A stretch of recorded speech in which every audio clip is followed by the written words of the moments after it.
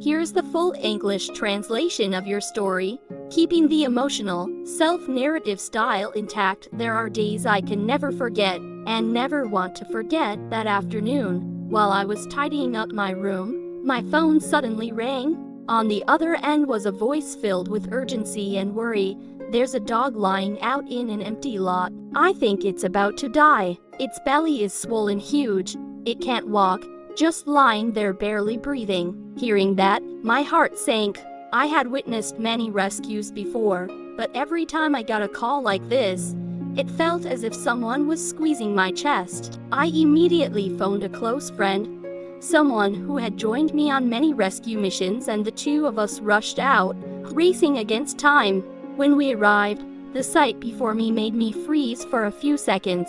In the middle of the dry, cracked ground, the dog lay motionless, its eyes cloudy, its breath shallow. Its belly was abnormally distended, stretched tight like a balloon. That tiny body trembled faintly with each weak breath, as if life could slip away at any moment. I knelt beside it, gently touched its body. Its temperature was already colder than normal. My friend and I quickly exchanged words. This was a severe case of urinary retention. Fluid had been trapped in the bladder for too long, causing massive pressure. Without immediate intervention, the dog wouldn't survive for more than a few hours. We performed a quick examination and pinpointed where we needed to make an incision to relieve the pressure.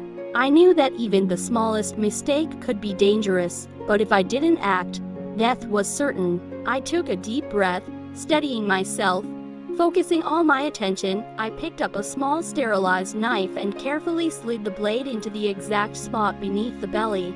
In that moment, time seemed to slow, and then a rush of murky yellow fluid, trapped for who knows how long, burst out under high pressure, splattering onto the ground. The pungent smell hit my nose sharply, but to me, it was the smell of hope. We immediately administered antibiotics on the spot to prevent infection. After just a few minutes, the dog's breathing became steadier, and its belly deflated slightly. Still weak, but its eyes opened a little, as if to say thank you without hesitation. We carried it into the car and drove straight to the veterinary clinic.